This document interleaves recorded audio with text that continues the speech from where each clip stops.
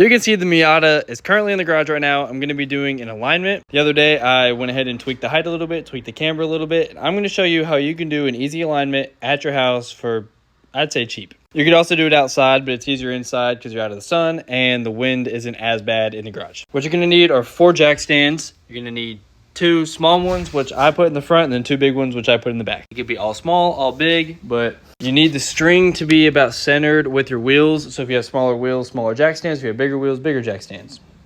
The next thing you're going to need is some kind of a yarn or a string or something. Then you're going to need other stuff like scissors to cut the string. You're going to need a clear tape. Well, it doesn't have to be clear, but a tape measure. I prefer clear to do your measurements. A tape measure to get all of your measurements even and make sure you are centered in the box. And then, of course, whatever tools you want to use to adjust the tie rods to get it straightened. I'm only doing the front today. The back doesn't need it. Step 1 is going to be to get the jack stands and the string set up. All right, now that the jack stands are set up with the string set up, obviously the track width of the vehicle is going to be different for every vehicle, and usually they're not the same front to rear. In my case, the rear is wider than the front because it's wide-bodied. But what I tend to do is measure from the center cap to the string and say get about, it could be any number, but say get 6 inches and do that on all 4 corners. Or in my case, 5 inches in the back, 6 inches in the front, since I know that the back is different than the front. So after measuring from center cap to center cap, I did 8 in the front, 6.5 in the back. You're gonna measure from string to string, front and back. You want that to be the exact same. So I actually got my measurement really close. Measuring from the front, it's 79 inches. Measuring from the back, it is 78 3/4. Just basically now what you want to do is either adjust the front or the back so that it is even, the car is within an even box. So in that case, I'm going to move each side out just a little bit until it's 79 inches. And how you're going to know you did it perfect is that the front and the back match, which means you have a box, and how you know the car is fully centered within that box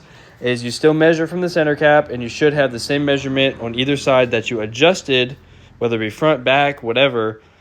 The fronts should be the same and the back should be the same. And that's how you know your car is 100% centered within the box, so your alignment's not going to be one-sided or whatever. Now it has 79 all around. Measuring from the center caps is a smidge under 6.5. So now is where you're going to pull out your clear ruler. You're going to put it on the millimeter side up against the lip of the wheel, and you're going to see where you're at. Do that on both lips, and basically what you want, it depends on what you're going for, but for me, just having it as a normal car, you want either zeroed out, which would be where they're both the same number on either side, which means your wheel is fully straight. Or you want about 1 millimeter of toe in, where the front measurement has 1 millimeter more, or is 1 millimeter bigger, wider, more gap than the back. Do it however you want, just whatever you do, either zero it out on both sides or 1 mil toe in on both sides. Make sure they're both the same, that's it. Make sure your steering wheel stays straight while you're adjusting everything, and then after that, tighten it all up and you should be good.